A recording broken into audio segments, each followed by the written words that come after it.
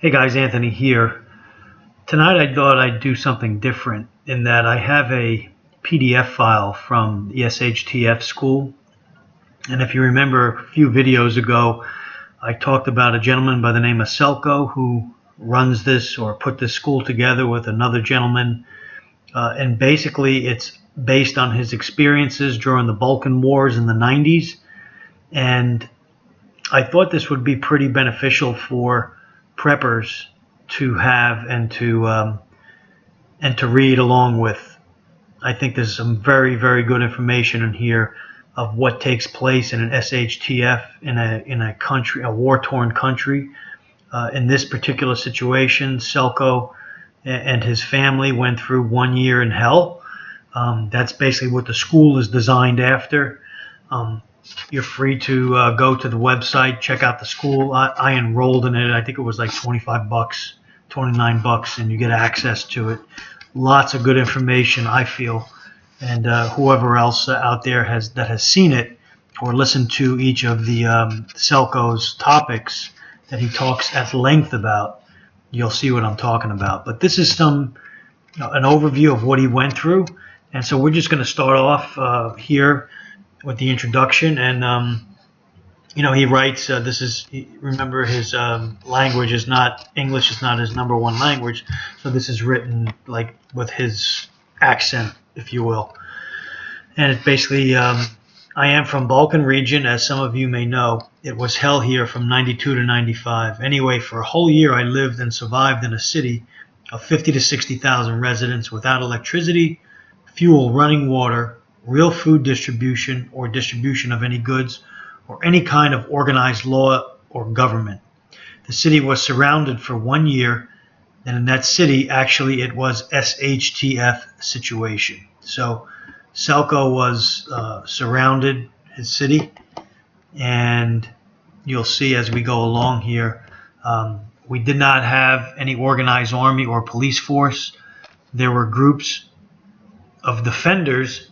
Actually, anybody who had a gun fight for his own house and his own family. Some of us was better prepared, but most of families had food for a couple of days. Some of us had pistol. A few owned AK-47 when all started.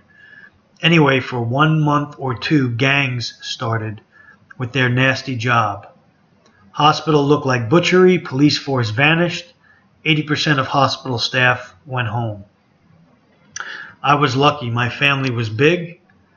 In that time, 15 members in one big house, and they had 5 to 6 pistols, 3 Kalashnikovs. So we lived and survived, most of us. I remember U.S. Air Force dropped MREs every 10 days. God bless the USA for that. As help for surrounded city, it just was not enough. Some of the houses had little gardens with some vegetables, but most did not. After 3 months, rumors started about first deaths from starvation, deaths from low temperatures. We stripped every door, window frame from abandoned houses for heating. I burned all my own furniture for heating. A lot of people died from diseases, mostly from bad water. 2 of my family members. We used rainwater for drinking. Several times I ate pigeons. Once I ate a rat. Money was not worth shit. We traded things. Black market worked. Few examples. For 1 corned beef can, you can have a woman for a couple of hours. It sounds bad, but it was reality. I remember most of that women were just desperate mothers. Candles, lighters, antibiotics, fuel, batteries, rifle ammo, and of course food. We fight like animals for that. In a situation that a lot of things change, most people turn to monsters. It was ugly. Strength was in numbers. If you were alone in the house, you've been probably robbed and killed, no matter how well armed. Anyway, war ended, again thanks to America, and again God bless USA for that. It is not important which side had right in that war. It was almost 20 years ago, but believe me, for me it was just like yesterday. I remember everything, and I think I learned a lot. Me and my family are prepared now. I am well armed, stocked, and educated. It is not important what's going to happen: earthquake, war, tsunami, aliens, terrorists. Important thing is that something going to be. And from my experience, you cannot survive alone. There is strength in numbers. Be close with your family. Prepare with them. Choose your friends wisely and prepare with them too. And at the end, this is my first post. And my English is not so good, so don't judge me too hard. Okay, now we get to the some of the questions and his answers. And this is what I wanted to set the background with reading that, and then go through some of these questions tonight, and then we'll pick up on the video tomorrow and answer some more questions. So the first question here asks Selco, how did you get around safely? And remember, his city's in an SHTF, the Army. It was shelled. The buildings were rubble. There was rubble all over the streets, and everything has broken down. All semblance of stores and organized police, everything's broken down. So it's every man for himself, basically. So he says, actually, the city was broken in something like a lot of street communities. In my street, which was 15 or 20 houses, we organized patrols, 5 armed men every night to watch on gangs or enemies. We traded things between people on that street. 5 miles from that street, there was one street with something like organized traders, but it was too dangerous to go there. It worked only during the nighttime. During the day, it was Sniper Alley, and you had more chance to be robbed there than to trade. I used that street only 2 times, and believe me, only when I am really need something bad. Next question. What about wood? It looked like there are many forests around your city. Why did you have to burn doors and furniture? First, thank you for your questions. I did not expect this amount of interest for my post. I'll be glad to share a lot of things with you guys because I want to learn a lot of things from you. Anyway, my region had a lot of woods and forest when you check a map, but I lived in the city that was surrounded by areas with mostly rock and a few bushes. Enemies were also really close, so we could not get to any bigger forests. Yes, we had some trees in my city, parks, fruit trees, but most of the city is buildings and houses. But believe me, all the trees in the city is going to be burned very fast when you don't have electricity for cooking and heating. And after that, what you have is furniture, doors, wooden floors, and believe me, that stuff is burning too fast. There was almost no car use in town because most of the roads jammed with ruins, abandoned cars, destroyed houses, stuff like that. And petrol was like gold. If I needed to go somewhere, I almost always use nighttime. I never go alone, but also never go in a big group, 2 to 3 man maybe. Always armed, very fast, always in shadows, through the ruins, rarely openly on the street, actually always hiding. We did not have suburbs and farmers. And suburbs were enemy army. We were surrounded with enemy army, and inside town you did not know who was your enemy. And yes, there were organized groups of gangs, 10 to 15 people, sometimes even 50. But also there were normal people like you and me, fathers, granddads, decent folks who robbed and killed.